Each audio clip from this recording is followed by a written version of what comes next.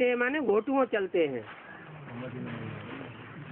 बच्चा जब चलता है, छोटा बच्चा होता है वो तो पड़ा ही रहता है, चलता फिरता नहीं है। लेकिन जब चलना फिरना शुरू करता है तो पहले पेट के बार रगड़ता है, उसको कहते हैं रेगड़ियां पहनना।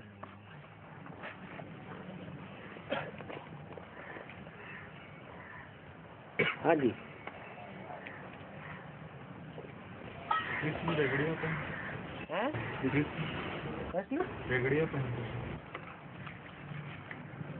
वहाँ सत्युग में जो बच्चे पैदा होंगे उनको रेगड़ियां नहीं पहननी पड़ती हैं। यहाँ की बात बताइए। और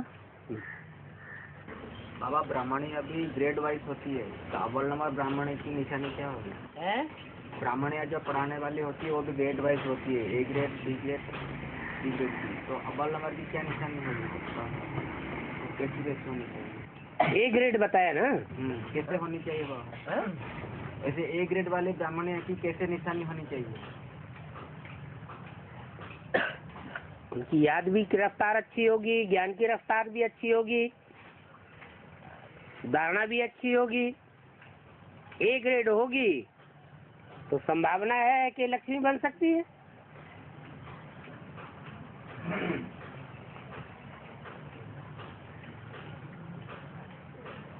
और अभी जो वाणी में बताए कि क्लास चलाते रहेंगे तो एक दिन समान बन जाएंगे, वाणी में आया।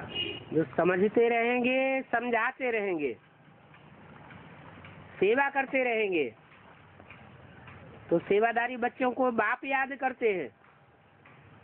जिनको बाप याद करते हैं उनको कितनी शक्ति मिलती होगी।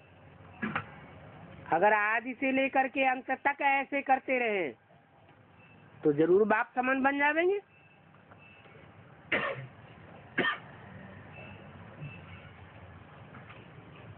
अब आज की मुरली में एक तो पॉइंट आया, बाप को याद करते करते बाप बन जाएंगे और बाप फिर परम धाम चले जाएंगे। उसके लिए मुरली में मिसाल भी दिया है। मैं भैंस हूँ, मैं भैंस हूँ, मैं भैंस हूँ, ये संकल्प करता रहा तो कहा मैं खिड़की से कैसे निकलूं। संकल्पों से ब्रह्मा ने सृष्टि रची, तो ब्राह्मणों के संकल्पों से सृष्टि नहीं रची जाती है क्या? अच्छे संकल्प करेंगे तो अच्छी सृष्टि रची जाएगी, खराब संकल्प करेंगे तो संकल्प सृष्टि भी वैसी रखेंगे। और ब्रह्मा के लिए ये बात लागू होती है क्या? ये जो आज बोला है वो किसके लिए बोला है? और एक तो प्रजापति वाली आत्मा के लिए लागू होता है। बाप को याद करते करते बाप बन गया और फिर बाप परम धाम चले। मनुष्य कभी भगवान नहीं बन सकता। भगवान कभी ऊपर नीचे नहीं होता है। मनुष्य ऊंचा उठ जाए तो देवता बन जाता है, नीचे गिरे तो राक्षस हो जाता है। भगवान न कभी देवता बनता न कभी राक्षस बनता। तो ये जो बात बोली गई है वो ब्रह्मा बाबा ने अपना अनुभव बताया कि अगर ऐसे ही करता रहूंगा तो क्या हो जाएगा। ऐसे समझते समझते बाप हो जाऊंगा, और बाप तो वैसे ही हो गए गीता का भगवान।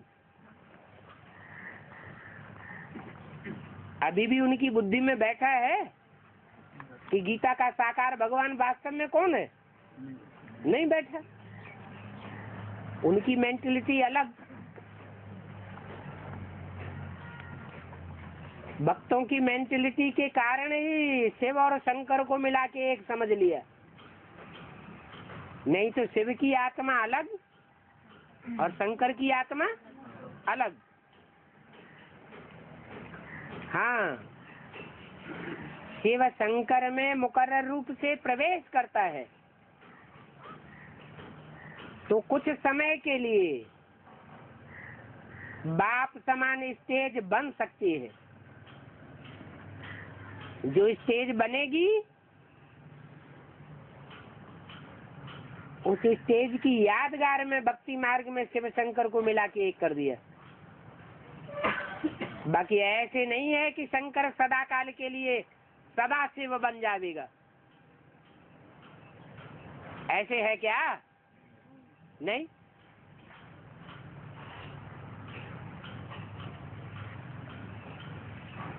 थोड़ा संगम में भी नारायण को, इस संगम में भी नारायण जब सतयुगी सेकंड नारायण को जन्म देने तो जिंदा रहेगा या नहीं?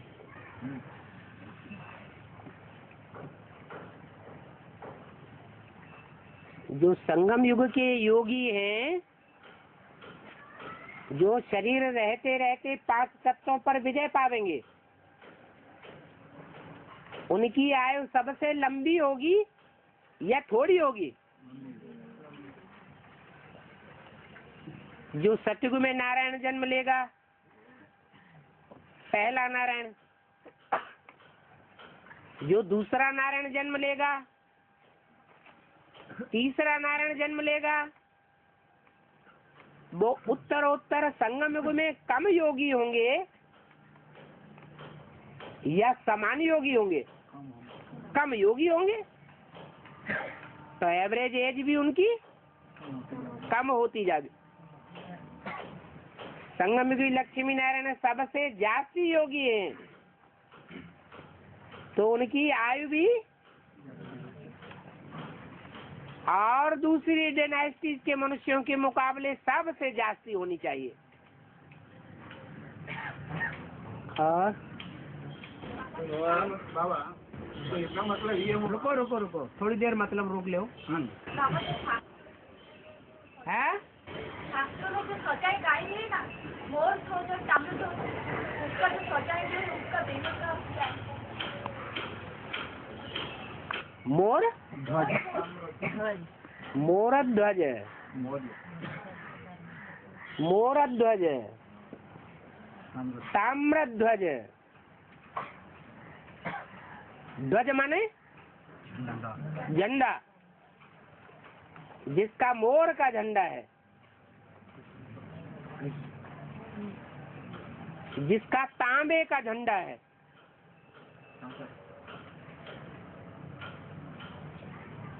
झंडे में 3 रंग हैं। उसमें जो बीच का सफेद रंग वो तो कोई रंग ही नहीं, बाकी रहे 2 रंग। एक ताम्र लाल रंग जैसा, और नीचे है हरा रंग जो मयूर की पूंछ में दिखाई देता है। जो आत्माएं जितनी पुण्य आत्माएं बनती हैं भगवान की पढ़ाई से, असनों के संग के रंग में आकर के उतने ही पुण्यात्मा से क्या बन जाती हैं? पाप आत्मा बन जाती हैं। तो उनका नाम ले दिया है मोरध्वज ताम्रध्वज। और सजा के रूप में कैसे गाई? सजा सजाएं 63 जन्म में ही खाते रहते हैं। बल दुनिया में असुरों से टकराते हैं, लेकिन टकराते टकराते आत्मा नीचे गिरती है या ऊंची चढ़ती है? नीचे गिरती है। अभी भी शूटिंग पीरियड में भी टकराहट हो रही है। टकराने से खून खराबा होता है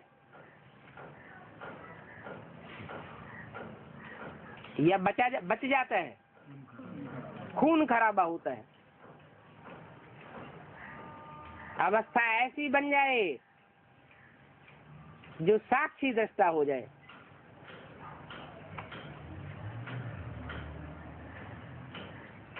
फिर कोई पाप नहीं बनता। नहीं तो संगम युग में 100 गुने पाप भी चढ़ते हैं। श्रीमत कहती है बदला न लो, क्या करो? बदल के दिखाओ। फिर क्या हो रहा है? चेंज आ रही है। राम की आत्मा में पहले चेंज आवेगा या कृष्ण की आत्मा में पहले चेंज आवेगा? राम की आत्मा में चेंज आवेगा। चढ़ती कला तेरे बाने सर्व का भला। एक के पतित बनने से सब पतित बन जाते हैं, और एक के पावन बनने से सब पावन बन जाते हैं। बाप किसके लिए रुका हुआ है? बच्चों में पहला बच्चा कौन? पहला पत्ता कौन? तो पहले कौन पति से पावन बने? पहले बच्चा बने। और बाप तो पति से पावन बन चुका। अब तो बच्चों को उठाने के लिए तो रुका हुआ। अगर बाप पति से पावन बन चुका तो पारसनाथ बन गया होगा। बच्चों का संग में आ रहा है। पारसनाथ की निशानी ये है, पारस पत्थर जिसके भी संग के रंग में आवेगा, लोहे को भी क्या बना देगा? सोना बना देगा। तो बन रहे हैं सोना है? में तो बन रहा है। नंबर बन एक आध बना दिखाई पड़ा। बाप तो पहले बने। बाप पहले बाप बनेगा। बाप कहता है मैं पहले बच्चों को बनाऊंगा। वो बाप क्या जो बच्चे का कल्याण न चाहे। बच्चा आग में धधकता रहे, मकान जलता रहे, और बाप कहे मैं पहले बनूंगा। ऐसे होता है क्या? और नारायण बंगाला की जो आत्मा है, उनकी उम्र 65 साल। उसी आयु के ऊपर मैं थोड़ा मंथन किया हूँ। हाँ जी। और जब उनकी प्रदक्षिणा रूपी जन्म होगी 2018 में, तो 11 साल उसमें जोड़ा तो 76 साल है। तो हाँ। 2018 में 76 साल। है 2018 में 76 साल आए। हाँ जी। उसके बाद 2036 तक जब होगा कृष्ण बच्चे की जन्म, तभी 18 साल फिर जोड़ा तो 94 ईयर था। हाँ जी। तो 94 में कृष्ण बच्चे की जन्म होगा, मतलब समय की शरीर के आयु के साथ। उसके बाद 2036 में कृष्ण बच्चा की जन्म, और वही कृष्ण बच्चा जब 60 साल की होंगे तभी उनको दृष्टि मिलेगी। तो कौन सा कृष्ण बच्चा? जो सचिव कृष्ण बच्चा सत्यवी कृष्ण जो है वो 60 साल का होगा, तब डरे तब उनको राज्य मिलेगा। 18-20 साल है? 18-20 हाँ, नहीं संगम कृष्ण के 18-20 साल बोला है बाबा। वो संगम के कृष्ण का ठीक है, हाँ, लेकिन सतयुग में जब बच्चे 60 साल के हो जाएंगे तब उनको बाप राजगद्दी देगा। ऐसी कोई बात नहीं है। वहाँ राजगद्दी की कोई बात होती है क्या? लक्ष्मी नारायण को झाड़ के चित्र में खड़ा हुआ दिखाया है, सीढ़ी के चित्र में, या राजगद्दी बैठे हुए दिखाया है? क्यों? वहाँ कोई उत्सव नहीं होता। वहाँ सतयुग में कोई कोरोनेशन नहीं होगा। वहाँ रोज ही सुख है, रोज ही उत्सव है।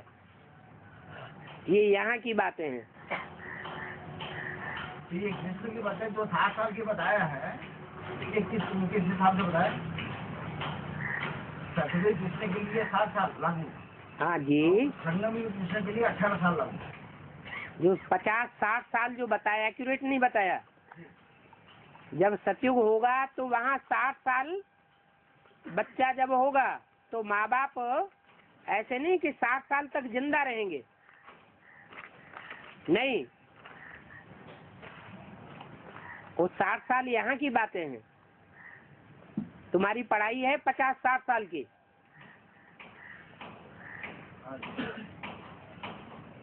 यहाँ की पढ़ाई के आधार पर 50-60 बताया है। तो फिर इसी हिसाब से तो 94 ईयर हो रहा है ज्यादा से ज्यादा। हाँ जी, 75-76 यहाँ से सुप्रीम टीचर की पढ़ाई शुरू होती है, उसमें 60 साल जोड़ दिए तो कितने हुए? 76 में 76 में 60 साल जोड़े तो कितने हुए? 2036 आ गया। यही 60 साल है। बाकी ऐसा नहीं है कि सतयुग में 60 साल के जब होंगे तब माँ बाप जो हैं वो शरीर छोड़ेंगे, बच्चों को कोरोनेशन करेंगे, राजगद्दी देंगे। अगर ऐसा होता रहे तो 8 डायनेस्टी नहीं साबित होती है। वहाँ तो बच्चे जन्म लेते ही नौजवान दिखाई देते हैं। जैसे गाय का बच्चा जन्म लेते ही उछलने लगता है, दौड़ने लगता है।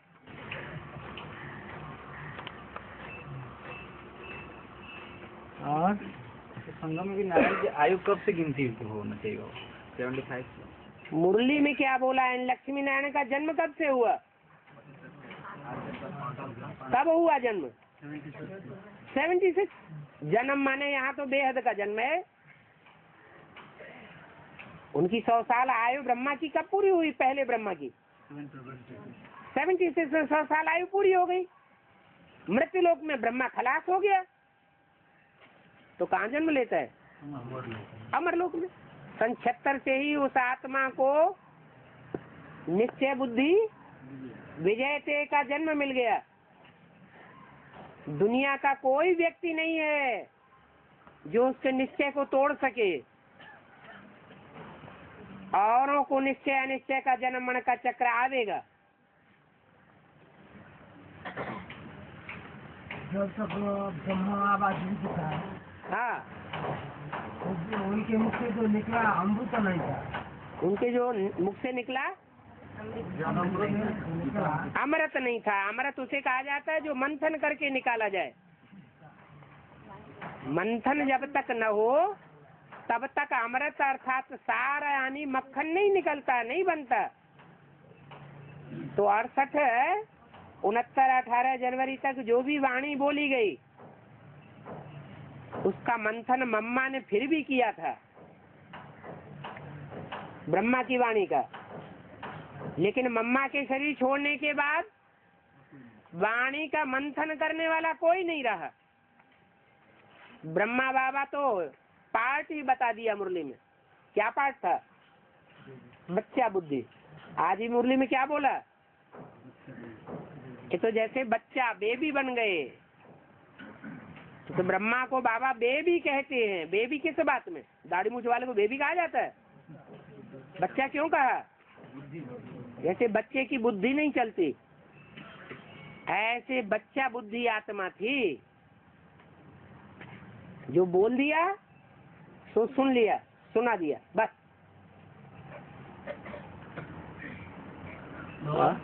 एकलव्य ने गुरु दक्षिणा दिया है, हाँ जी। अंगुली के काट के दे दिया है, इसका बेहद का माने क्या?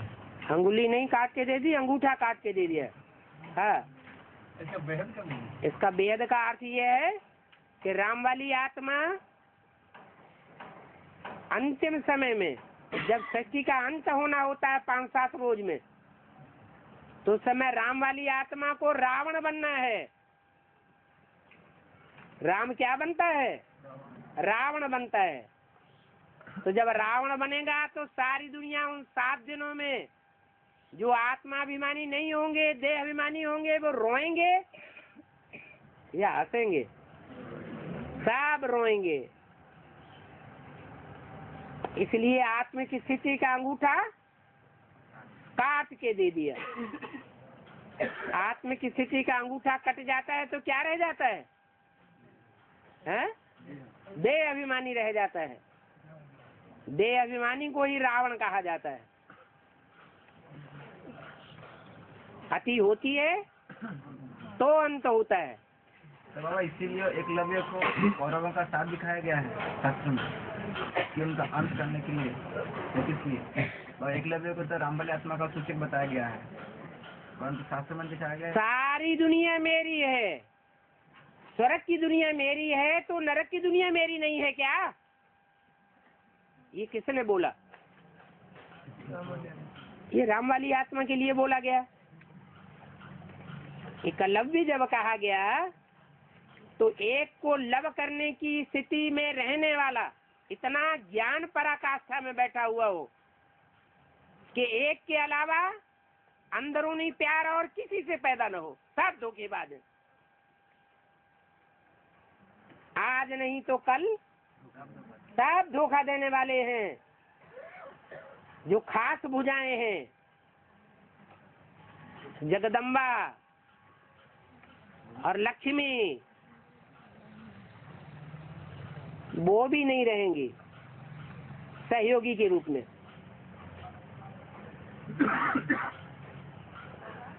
हाँ, रुमाल को खोया तो कभी खुद को भी खो देंगे। रूमाल को अगर खो देंगे तो एक दिन ऐसा भी आवेगा कभी अपने को भी खो देंगे। हाँ, ये रूह के माल को जरा संभाल के रखना चाहिए। रूह का माल मतलब शरीर। रूह का माल जो है वो पवित्रता है, प्योरिटी। शरीर से ही प्योरिटी और इम्प्योरिटी होती है। शरीर नहीं तो प्योरिटी इम्प्योरिटी की बात नहीं। और रूमाल को छोटी चीज न समझो।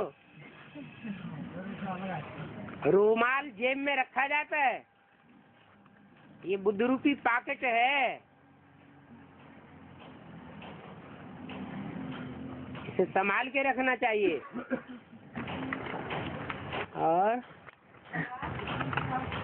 राजाओं के बीच जो संस्कार का टकराव होता है, तो संस्कार एक कब तक होगा?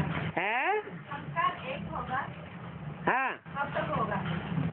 संस्कार एक तब होगा जब आत्मा आत्मा भाई भाई होंगे, भाई बहन भी नहीं, क्या होंगे?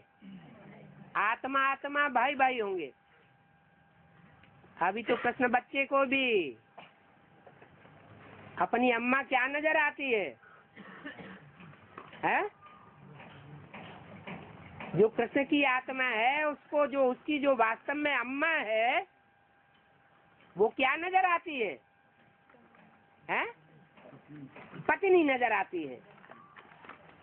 वो अपन को गीतापति भगवान समझे बैठा है, तो औरों का क्या हाल होगा?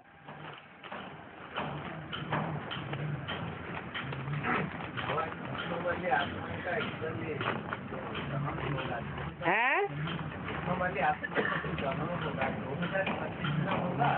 और उसका होगा 2000। सख्यता तो राम और कृष्ण की साथ ही साथ होनी है, नहीं तो एक जैसी पूजा और एक जैसे मंदिर नहीं बनाए जा सकते, एक जैसी महिमा भी नहीं हो सकती, बल्कि राम के मुकाबले कृष्ण की महिमा और ही जाती है। तो पहले होगा कृष्ण की आत्मा का जन्म, पहले होगा 2025 से पहले है उसका स्थूल जन्म होगा 2000। स्थूल जन्म जब होगा तो शरीर के 5 तत्व सतो प्रधान होंगे या तमो प्रधान होंगे, और दुनिया का विनाश होने से पहले जो 500-700 करोड़ तामसी शरीर वाली दुनिया है, 500 करोड़ तामसी 5 तत्वों वाली दुनिया है, ये जब तक बनी रहेगी तब तक दुनिया में तामसी वाइब्रेशन फैलेंगे या सात्विक वाइब्रेशन फैलेंगे। तो तामसी वाइब्रेशन से 5 तत्व सतो प्रधान बनेंगे, जड़ तत्व सतो प्रधान बनेंगे या तमो प्रधान बनेंगे? तमो प्रधान बनेंगे। इसलिए जब तक 500 करोड़ की दुनिया मौजूद है इस सृष्टि पर, तामसी दुनिया, तब तक तामसी वाइब्रेशन संसार में फैल रहे हैं। सात्विक शरीरधारी का जन्म नहीं हो सकता। नया क्लासिफिकेशन है नहीं की क्या बात है? तुमको नहीं मालूम कि चैतन्य आत्मा ज्ञान से सुधरती है या जड़ 5 तत्व ज्ञान से सुधरते हैं? चैतन्य आत्मा पहले हाँ, चैतन्य आत्मा पहले सुधरे, फिर 5 जड़ तत्व सुधरेंगे। आत्माओं में भी कोई ज्ञान से सुधरती है सहज, और कोई फिर धर्मराज के डंडों से कहते हैं बस बस मान लिया।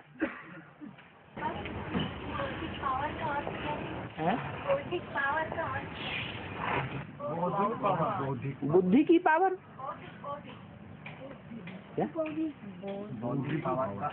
बौद्धिक माने बुद्धि की पावर। बुद्धि की एकाग्रता से बौद्धिक पावर पैदा होती है। बुद्धि चंचल है तो पावर बिखरती रहती है, बुद्धि एकाग्र होती है तो पावर इकट्ठी होती है। हाँ। कोहिनूर अर्थ का कौन है नूर हीरा? माना कोहनीर हीरा। बाप इस समय विदेशी बन करके आए हुए हैं। कोहनीर हीरा कहाँ है? विदेश में है, स्वदेश में है? हाँ, किसकी कस्टडी में है? विदेशियों की कस्टडी में है। साधारण जगह नहीं रखा हुआ है। कहाँ रखा हुआ है? म्यूजियम में रखा हुआ है। कोई चीज की बहुत संभाल करनी होती है तो कहाँ रखते हैं? म्यूजियम में रखते हैं। उस हीरे की कीमत को किसने पहचाना?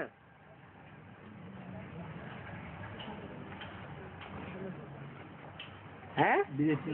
विदेशियों ने पहचाना। तो भारत देश से विदेश में ले गए, और बाप को भी कौन पहचानते हैं?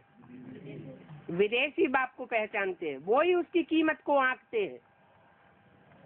भारतवासी तो कुंभकर्ण के नींद में सोए हुए हैं, उनको तो पता ही नहीं है कोहिनूर हीरा।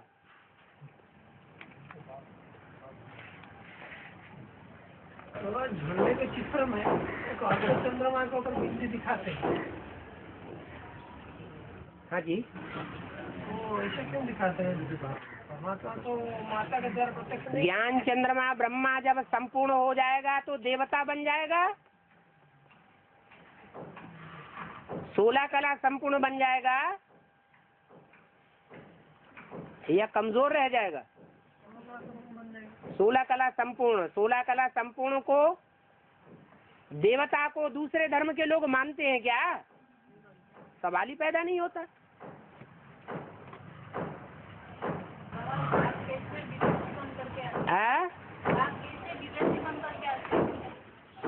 बाप कैसे विदेशी बनकर आते हैं? विदेशी बनकर। जो विदेशी होते हैं और जो सच्चे स्वदेशी होते हैं मर्यादा पुरुषोत्तम, उनका अंतर तो मालूम है।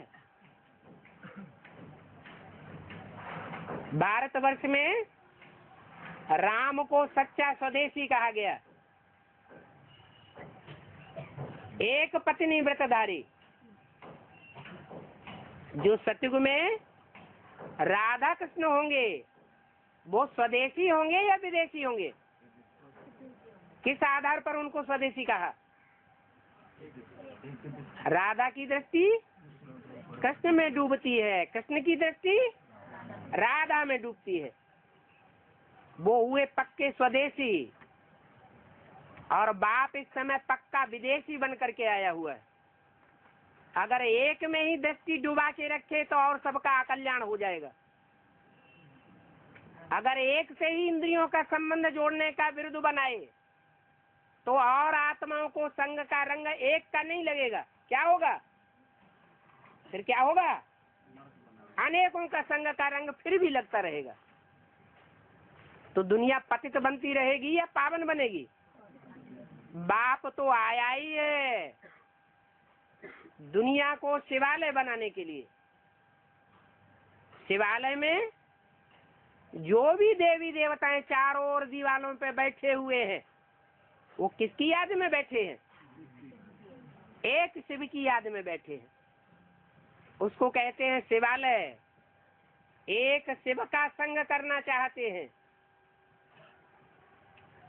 अनेकों का संग का रंग नहीं लेना चाहते। और वैश्या क्या करती है? वैश्यालय में क्या होता है? वैश्या कितनों का संग करती है? अनेकों का संग करती है। उसके घर को कहा जाता है वैश्यालय, और शिव के घर को कहा जाता है शिवालय। इसका पक्का प्रूफ है एडवांस पार्टी का शिवालय मधुबन।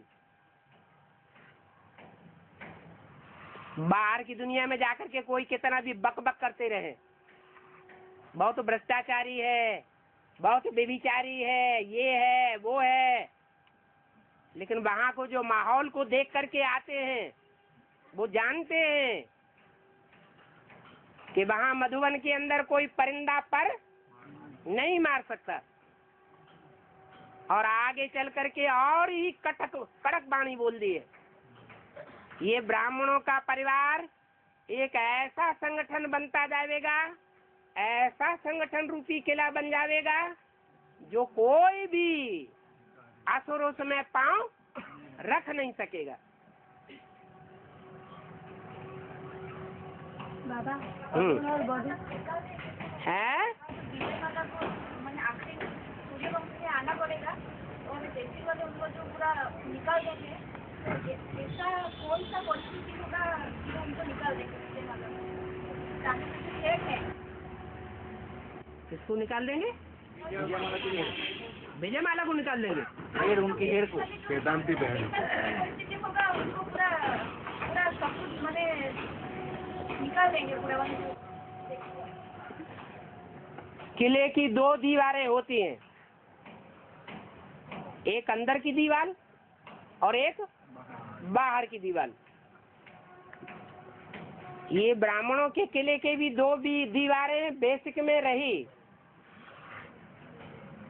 उनमें खास वरदान दिया बाप दादा ने, अंदर वाले रह जावेंगे और बाहर वाले ले जावेंगे। माने बाहर की दीवार टूट गई तो बाहर वाले एडवांस ज्ञान ले गए बाप से और अंदर वाले रह गए। अंदर पूरी बात तो हो जाने दो। अब अंदर की दीवार की जो बात आई, वहां अभी भी सरेंडर हो रहे हैं, लेकिन अव्यक्त वाणी में बोला 3-4 साल पहले, अभी दोबारा भी समर्पण समारोह करेंगे। इसका क्या मतलब हुआ? ये जो सच्चा समर्पण समारोह वो नहीं हो रहा है। यहाँ धनी धोरी कोई नहीं है, ऐसे ही देहधारी गुरुओं के सामने समर्पण हो रहा है। सच्चा समर्पण अभी दोबारा होना है। जब रानी मक्खी उड़ेगी और उसके साथ साथ सारी मक्खियां उड़ेंगी तो दोबारा समर्पण समारोह होगा। तो वो कौन सी परिस्थिति आएगी जो रानी मधुमक्खी वो अपनी छत्ता को छोड़ के नई छत्ता में आ जाएगी? एडवांस में अभी जो भी सेंटर्स हैं उनमें स्थिति सुधरती जा रही है और बेसिक में जो भी सेंटर्स हैं वहाँ स्थिति सुधरती जा रही है या बिगड़ती जा रही है? तो बिगड़ते बिगड़ते आखिरी क्या हाल होगा?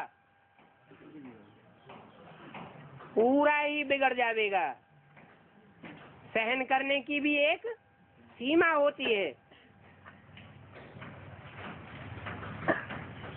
दादा अरुण और बनु दोनों को तो साथ साथ दिखा है, तो अरुण मान के सूर्य और बनु का क्या है? ये बाप और बेटे का संग है। और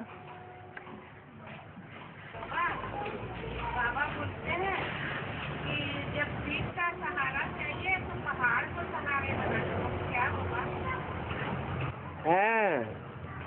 अभी तो सोफा सेट पे आराम से बैठ लो।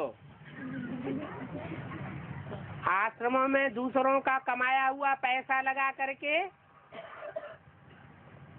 सोफे की गद्दियां बना लो। पूरे मकान में मोटे मोटे स्पंज बिछा लो। लेकिन ऐसा भी समय आवेगा, इतनी भीड़ बढ़ेगी माउंट आबू में, जो बोला है मुरली में, आबू रोड से माउंट आबू तक क्यों लग जाएगी। जैसे तिरुपति में जो गए होंगे उन्होंने क्यों देखी होगी लंबी लंबी, वो तो बहुत छोटी है। तो जब ऐसी क्यू लगेगी तो नजारा क्या होगा? हैं?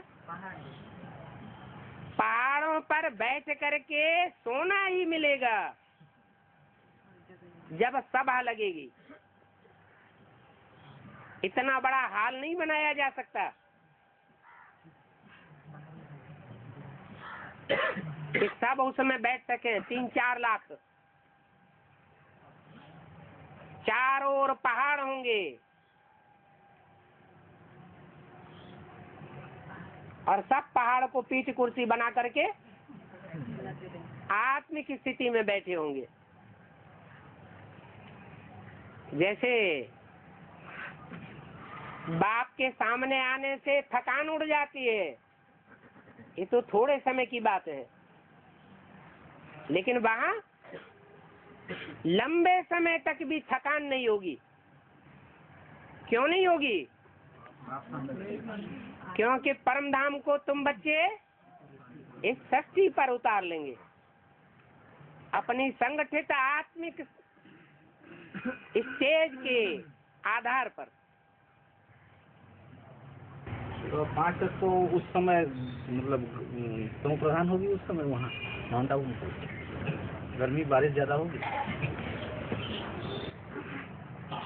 दुनिया में एक ही स्थान ऐसा है जहाँ छोटे मोटे भूकंपों का कोई असर नहीं होगा।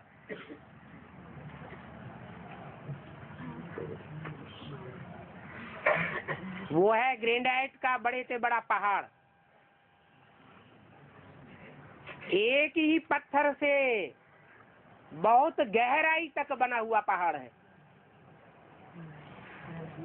सारी सृष्टि पर धीरे धीरे एक एक करके शहर बम से बर्बाद होते रहेंगे और तुम बच्चे माउंट आबू में बैठ करके नजारा देखते रहेंगे टीवी में, और बेहद की टीवी में। दुनिया बर्बाद होती रहेगी और तुम आराम से रहेंगे। लेकिन जब लास्ट विनाश होगा तो कुछ भी नहीं रहेगा। तो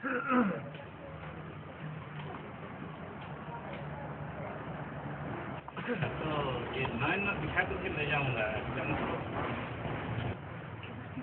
हाथ पे बिठा के ले जाऊं तो फिर भी ठीक है, कोई पहलवान आदमी हो हाथ पे बिठा लेगा। जैसे कुंभकर्ण के हाथ पर टीवी में दिखाया गया विभीषण बैठा हुआ था, खड़ा हुआ था, लेकिन नैन तो बिठाने की जगह नहीं है। नैनों पे बिठाने का मतलब ये है कि बाप इतनी सीट दृष्टि देंगे, इतनी आकर्षण वाली दृष्टि होगी कि उस दृष्टि के आकर्षण से आत्मा स्वतः ही ऊपर उड़ती चली जाएगी, कोई तकलीफ नहीं होगी। अभी तो याद में बैठते हैं तो ऊपर नीचे भी होते हैं, क्योंकि खुद के अंदर देहभान है, अपन को आत्मा समझने की पक्की प्रैक्टिस नहीं की है।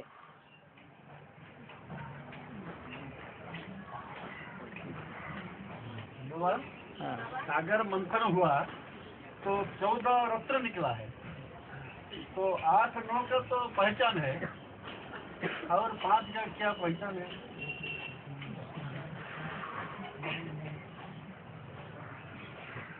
ये कोई जरूरी नहीं है कि शास्त्रों में जितनी जितनी जहाँ जहाँ जो गिनती बनाई गई है, बताई गई है, वो सारी गिनती ज्यों की त्यों हो।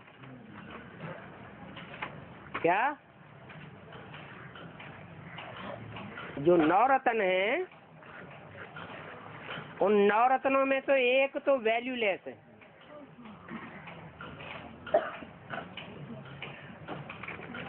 और बाकी जो 3 हैं वो पक्के विधर्मी हैं। कौन कौन? इस्लामी, बौद्धि और क्रिश्चियन। बाकी कितने बचे?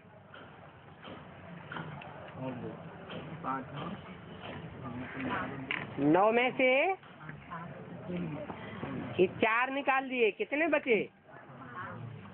5 बचे।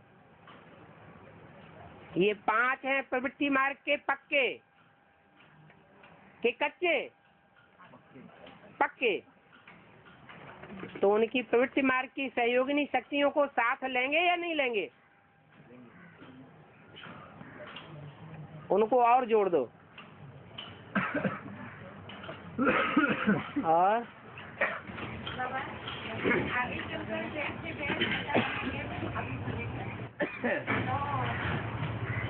सेवा करने ही नहीं सकते। बौद्धियों का मिसाल दिया कि जब बौद्ध धर्म स्थापन हुआ तो कोई एक ऐसा निकला जिसने एक ही भाषण में 50-60 हजार को कन्वर्ट कर दिया। तो बौद्ध धर्म की पावरफुल आत्मा होगी या कमजोर आत्मा होगी? कन्वर्ट करने वाली पावरफुल आत्मा होगी। ऐसी पावर अभी बच्चों ने भरी नहीं है।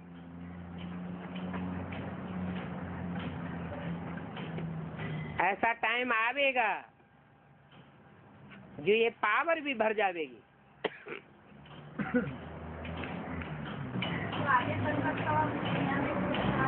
आगे चल करके याद की प्रैक्टिस और ज्यादा बढ़ती जाएगी या घटती जाएगी? याद की प्रैक्टिस तो बढ़ती ही जाएगी। अभी तो 100 गुना पाप का बोझा भी चढ़ रहा है, क्योंकि बाप के ऊपर कभी निश्चय बैठता है, कभी अनिश्चय बैठता है। कभी बाप पहचान में आता है, भगवान नजर आता है, कभी शैतान नजर आता है। लेकिन ऐसा भी टाइम आएगा कि नहीं कि सारी दुनिया के दिल से निकलेगा मेरा बाबा आ गया। जब वो टाइम आएगा तो याद की अवस्था भी बढ़ेगी या घटेगी? बढ़ जाएगी। बाबा अष्टदेव हो गए 8, जो 12 का सूर्यवंशी का मड़का है, 12 मड़के, और 3 विदेशी विधर्मियों को इशारा दिया है, तो 11 हुए। और एक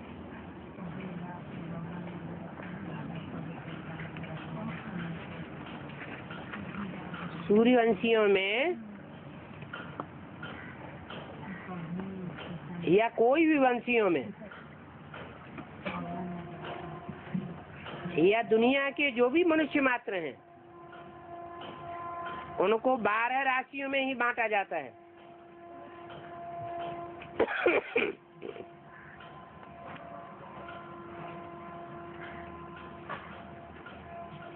हर एक धर्म के ग्रुप में 12 ही होंगे।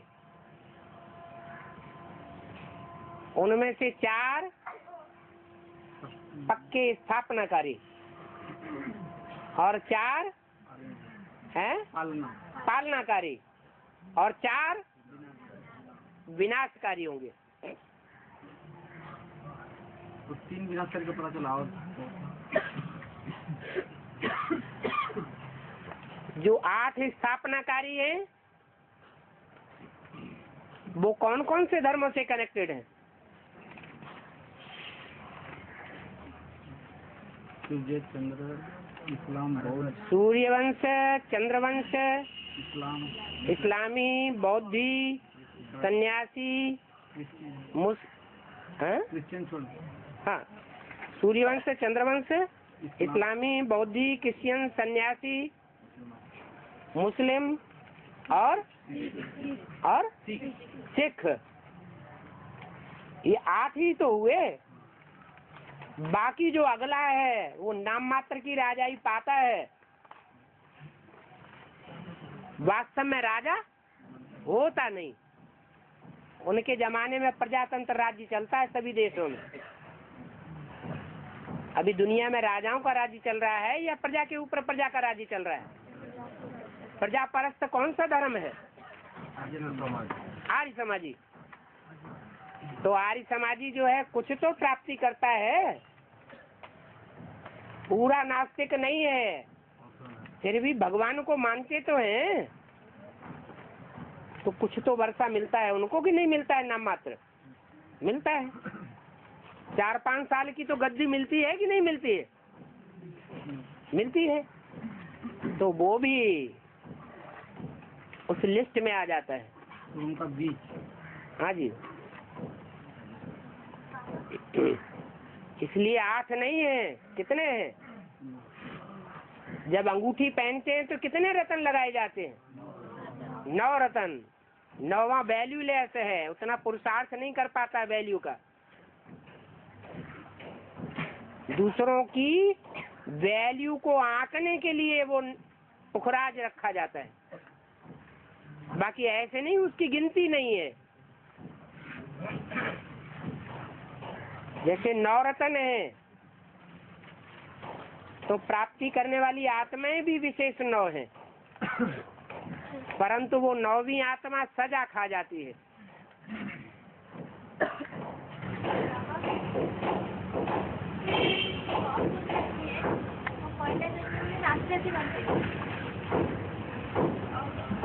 जोर से बोलिए। यहाँ तक आवाज नहीं आ रही है। जो कम पुरुषार्थी है पहले जन्म में राक्षसी बनते हैं, जो कम पुरुषार्थी वाले होते हैं वो पहले जन्म में दास बनते हैं। जैसा कि अंत में वो राजघराने के जन्म लेते हैं। बाबा जो कम पुरुषार्थी है, वो पहले जन्म जो कम पुरुषार्थी है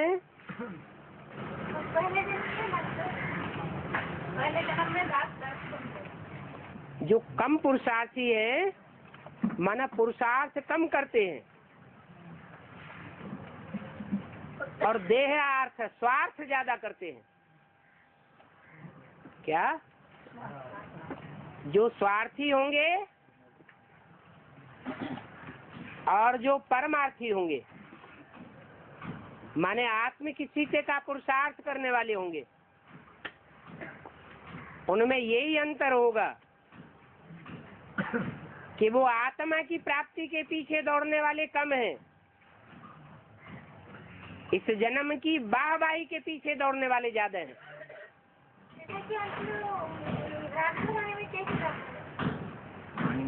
थोड़ा बहुत पुरुषार्थ किया है।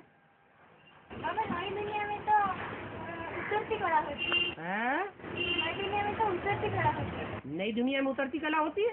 नहीं, नई दुनिया में पहले जन्म में राक्षस थे, श्वेता के वंश में राक्षस। जिन्होंने पुरुषार्थ कम किया है वो बाद में पद पाने चाहिए या पहले पद पाना चाहिए? है? फिर आप वकालत किसकी कर रहे हैं? हाँ। माया तो मन बुद्धि से अंदर होती है, तो उसकी जो शरीर होती है तो अध्यात्म में आकर अपना जो गुरु जिस शरीर में प्रवेश करते हैं उसी गुरु से मन बुद्धि से सरेंडर होती है, उसी शरीर से मन बुद्धि से सरेंडर होती है। हाँ। तो शरीर से मन बुद्धि से सरेंडर होती है। अभी आपका प्रश्न क्या है? और जो माया तो मन बुद्धि से सरेंडर होती है। हाँ। तो जो माया का बार बजाने वाली सोल है वो उसकी तो शरीर छूट गई है, हाँ। तो वो अर्धांत में आकर तो पार हो जाएगी ना। हाँ जी। तो वो अपने गुरु में आकर के ही पार हो जाएगी। ठीक है। तो अपने गुरु में आकर के जिस शरीर से प्रवेश करके पार हो जाएगी उसी शरीर से मन बुद्धि से प्रवेश वो सरेंडर होगी क्या? ठीक है। हाँ, सही बात है। और जो अष्टदेव होते हैं वो आकर अंतिम जन्म में ही गिरते हैं कोई ना कोई धर्म में। हाँ। तो जिस धर्म में गिरते हैं उसी धर्म से ज्ञान में आते हैं या माने उसी धर्म से कनेक्टेड जो भारतवासी हैं जिनमें उस धर्म के विशेष गुण धर्म होंगे, उन भारतवासियों के बीच में जाकर के उनको जन्म मिलता है।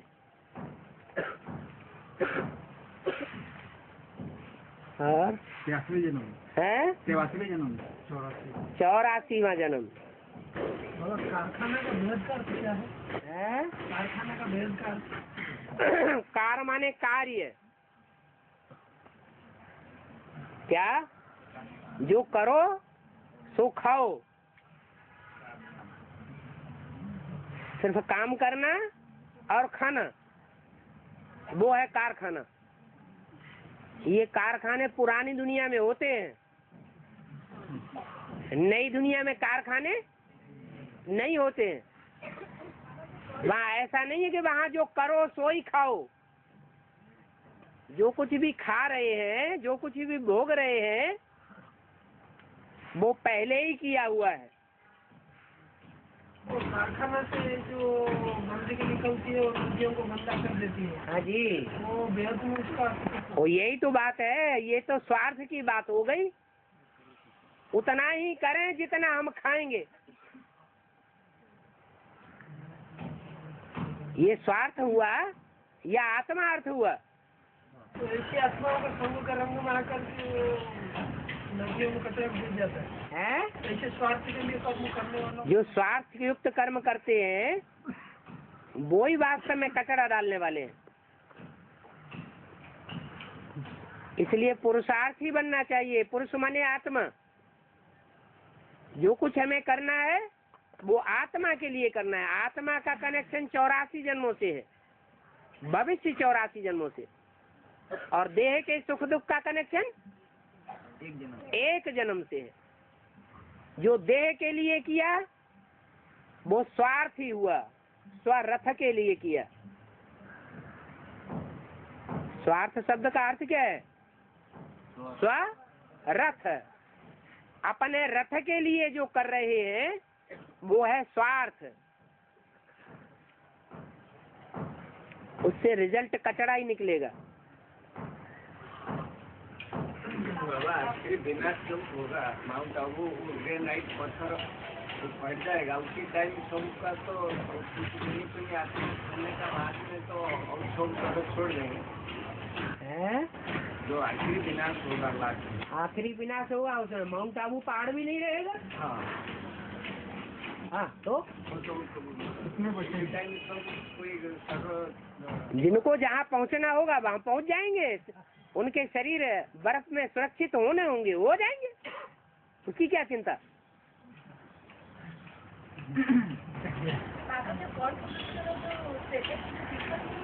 क्या तलब बची है?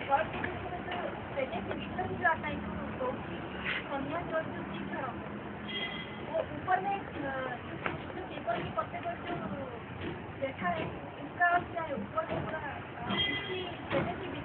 में ही रखा हुआ है। कृष्ण को रखा हुआ है, बोलो तो। हाँ तो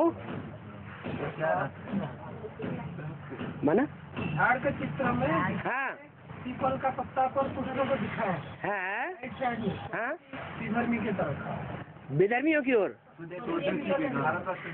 भारतवासियों की ओर, स्वदेशी जो डालियां हैं उनकी तरफ कृष्ण बच्चे को दिखाया है। उसमें बच्चे को पीपल का पत्ता पर दिखाया है। पीपल के पत्ते पर दिखाया है। हाँ हाँ तो पीपल का पत्ता कौन है? हा? पीपल पात सरिस मन डोला। पीपल के पत्ते की तरह मन डोला है। मन किसका होता है? अरे ब्रह्मा को तो शरीर ही नहीं है। एडवांस पुरुषार्थियों की बात करो। जगदम्बा तो जो पीपल के पत्ते की तरह नवैया है, उस नवैया में बैठने वाली आत्मा बिठैया कौन है? है?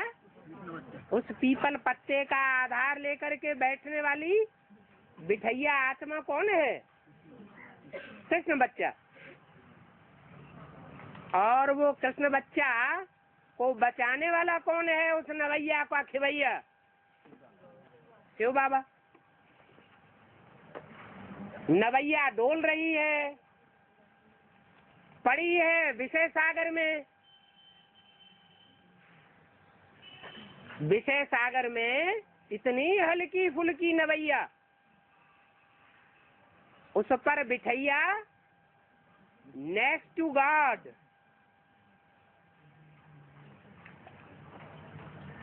कौन? कृष्ण। तो नवैया डूबेगी या बचेगी? है? बचेगी। इसलिए बचाने वाले स्वदेशी हैं, कंस्ट्रक्शन करने वाले स्वदेशी हैं या विदेशी? है, स्वदेशी है। अच्छा बाबा, वो नवैया को बताया गया है कि सत्य की नैया हिलेगी डुलेगी पर डूबेगी नहीं। सत्य की नैया, सत्य की नैया, सत्य की नैया है। तो वही सत्य की नैया जो साकार तन है उसको झूठी किताब कहा गया है बाबा। ये आप थोड़ा समझ। ये बनाया किसने? बनाने वाले कौन है? मनुष्य। बाप के बच्चे बनाने वाले हैं, तो बनाने वालों का पाप हुआ। तो जो उसको झूठी बनाते हैं उन्हीं का पाप चढ़ जाता है। पाप उन्हीं के ऊपर चढ़ेगा। कन्या माता है तो कन्या तो जन्म लेती है, पवित्र होती है, उसे तो पता ही नहीं है इम्प्योरिटी क्या चीज होती है। उसको गंदा कौन करता है? फिर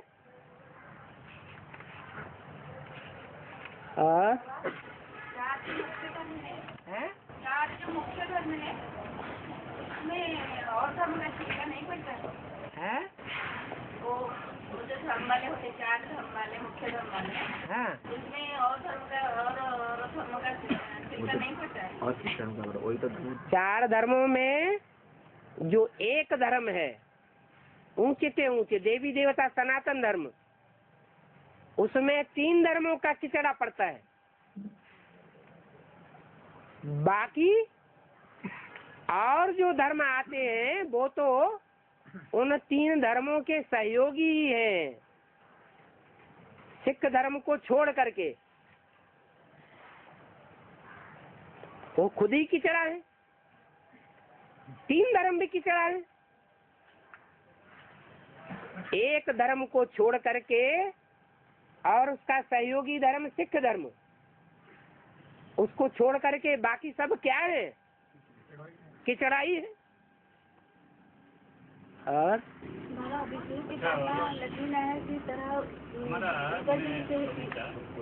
हाँ, विष्णु की पालना लक्ष्मी नारायण की तरह युगल देवी से होती है, तो वो युगल देवी किसे कहेंगे? ये लक्ष्मी नारायण को कहेंगे। लक्ष्मी नारायण, विष्णु की पालना लक्ष्मी नारायण की युगल देवी की तरह होती है, तो योग्य रोगिणी को कहेंगे। अरे विष्णु की पालना जो दुनिया के बीज हैं वो सारी दुनिया के सभी धर्मों के बीज हैं या कोई के बीज नहीं है? सबके बीज है ना। तो चंद्रवंश के बीज नहीं होंगे? हैं? चंद्रवंश के भी बीज होंगे और सूर्यवंश के असल बीज नहीं होंगे? हैं? और सूर्यवंश प्रवृत्ति मार्ग वाला होता है या निवृत्ति मार्ग वाला? प्रवृत्ति मार्ग वाला। तो सूर्यवंशी बीजों में से एक तो है पक्का सूर्यवंशी, जिसमें चंद्र, इस्लाम, बौद्धि, क्रिश्चियन आदि कोई भी वंश का प्रभाव नहीं चढ़ पाता है। बनता है तो पूरा ही नास्तिक बनता है, नहीं तो सारी दुनिया से टकराता रहता है। बाकी जो 7 हैं उनका कन्वर्सन होता है कि नहीं होता है? कहाँ कहाँ कन्वर्सन होता है? हैं? हाँ हाँ, तो नंबर बार बताओ। चंद्रवंशी का चंद्रवंशी, जो चंद्रवंशी होगा 2 नंबर का, रुद्रमाला का दूसरे नंबर का जो मणका होगा वो आखिरी जन्म में किसके प्रभाव में आ जाएगा? चंद्रमा के प्रभाव में आ जाएगा। तीसरे नंबर का मणका होगा तो इस्लामियों के प्रभाव में आ जाएगा। तो इस्लाम में उनके प्रभाव माने उनके जो हेड है उसके प्रभाव में या उनके गुण धर्म के प्रभाव? उनके गुण धर्म के प्रभाव में आ जाएगा। जिनके प्रभाव में आ गए तो अब उनके अवगुणों को ग्रहण कर लिया।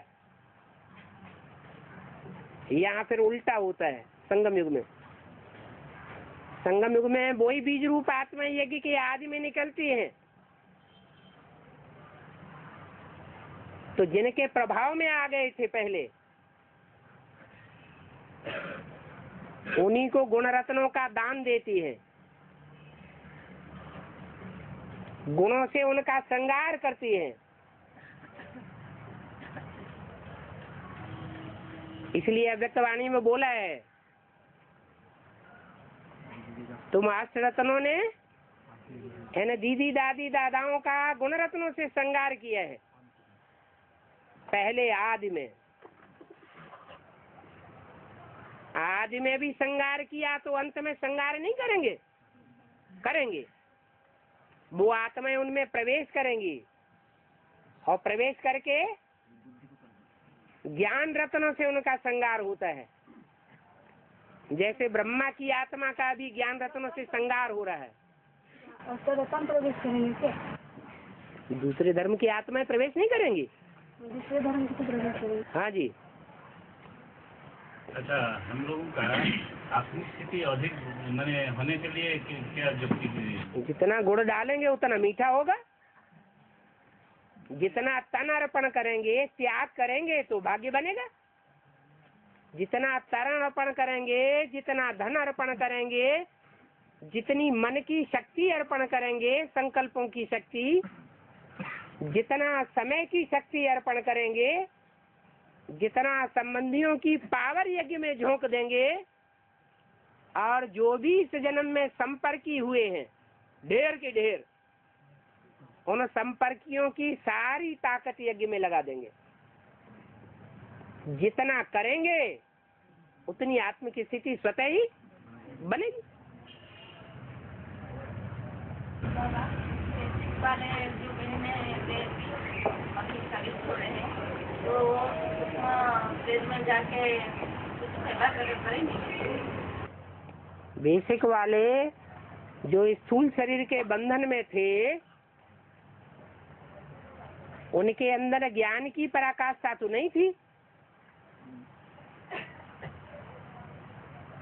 ब्राह्मणों की दुनिया के बीच में वो ज्ञान मार्गी कहे जाएंगे या भगत कहे जाएंगे? भगत। और भक्तों में लोकलाज का बंधन होता है या नहीं होता है? जितना ही भक्त क्वालिटी की आत्मा होगी उतने ही लोकलाज के बंधन में बंद करके रहेगी। हाँ, ये क्या कहेंगे, अरे वो क्या कहेंगे। लोकलाज जो भस्म होने वाली है उसकी चिंता उस दुनिया की ज्यादा रहेगी, और जो नई दुनिया सामने खड़ी है वो उनको दिखाई नहीं देती। इसलिए जब उनका शरीर छूट जाता है तो लोकलाज का बंधन है खत्म हो जाता है, छूट जाता है। फिर वो आत्मा लोकलाज के बंधन से, शरीर के बंधन से स्वतंत्र हो जाती है। इसलिए जितना जितना प्रवेश करके ज्ञान को समझती जाएगी, जैसे ही समझेगी वैसे ही सेवा करती जाएगी, क्योंकि वो शरीर का बंधन नहीं है, वो तीव्र गति से सेवा कर सकती है।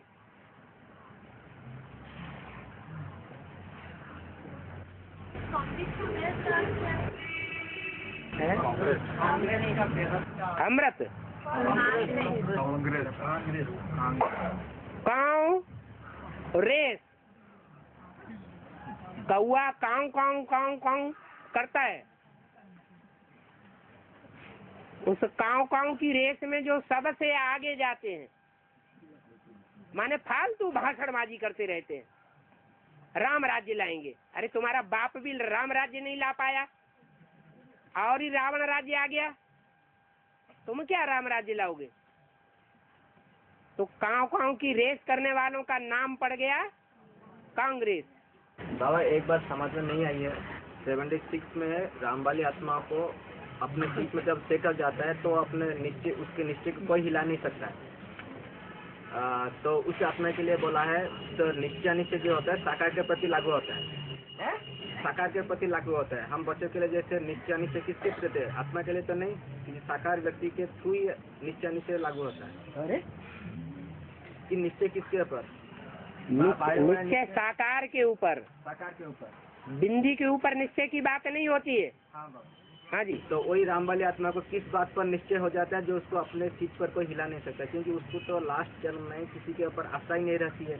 हाँ। तो उसको किस बात का निश्चय हो जाता है। और ज्ञान में हम लोग सुने निश्चय 3 बातों की होती है, एक आत्मा के ऊपर निश्चय, एक ड्रामा के ऊपर निश्चय और एक बाप पर निश्चय। तो आत्मा और ड्रामा इस पर तो निश्चय बाबा का, राम वाली आत्मा का तो बैठ जाता है, हम मान लेते हैं। तो जो बाप है हम बच्चों के लिए तो साकार है, परंतु राम वाली आत्मा के लिए तो साकार में कोई बाप नहीं है। तो ये तीसरी नंबर की जो निश्चय और किस तरह लागू होती है? माना राम वाली आत्मा को ये पता नहीं चलता है कि उस निराकार का साकार रूप क्या है, उसको पता नहीं चलता। हाँ, वो तो स्वयं खुद को मालूम नहीं पड़ता कि मेरे अंदर सिर्फ प्रवेश हो, तो खुद मानता। अगर उसको पता नहीं है तो मुरलियों की बात को मानता है या नहीं मानता है? मुरलियों की बात भगवान बाप की बात है या दादा लेखराज ब्रह्मा की बात है? तो निश्चय नहीं हुआ। ज्ञान से और जो पार्टियां निकल रही हैं मुरलियों की बातें मानती हैं नहीं मानती हैं? नहीं मानती। साक्षात्कार से निकले हुए चित्रों को मानती हैं नहीं मानती हैं? अव्यक्त वाणी को मानती हैं या नहीं भी मानती हैं? लेकिन राम वाली आत्मा किसको मानती है? किसी जिंदा आदमी को नहीं मानती, लेकिन किसी को मानती है। किसको मानती है? भगवान क्या है? सत्य ही ज्ञान है, सत्य ही भगवान है। गॉड इज ट्रुथ कहा जाता है, सच्चाई को ही भगवान कहा जाता है। सच्चाई मिल गई माना क्या मिल गया? भगवान मिल गया।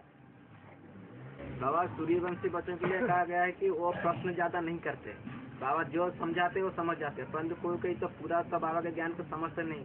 अगर कोई जो चीज को नहीं समझ पाया वो शिक्षक के रूप में अगर बाप को पूछते हैं तो वो क्या सूर्यवंशी की लिस्ट में नहीं आएंगे? उसमें क्या बोझा चढ़ता है? सबसे मुख्य बात क्या है समझने की? जानने की सबसे जास्ती मुख्य बात क्या है? बाप को जाना माना सब कुछ जाना। और बाप को जानने वाले राजाएं बच्चे होते हैं या प्रजा पहले जानती है?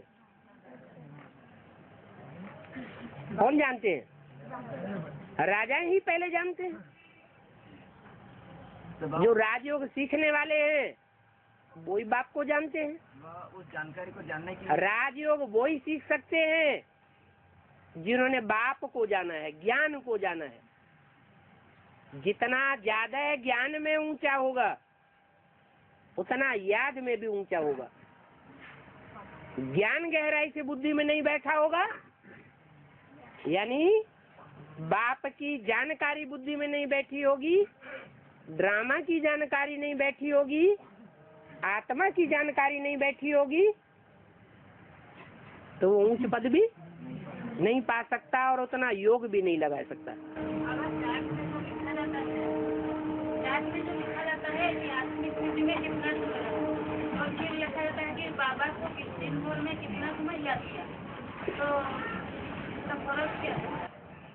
कितना समय का मतलब है फर्स्ट क्लास याद किया जो 8 घंटा बोला है, या सेकंड क्लास याद किया, या थर्ड क्लास याद रही, या फोर्थ क्लास रही। हाँ। थर्ड क्लास और फोर्थ क्लास तो याद किसको कहा? कम याद रही तो second class, third class, fourth class. अच्छे से अच्छी याद रही तो फर्स्ट क्लास।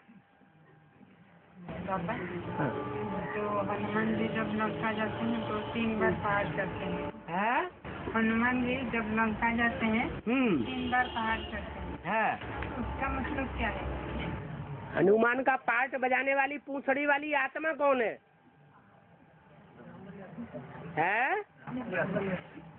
अच्छा, फिर गणेश कौन है?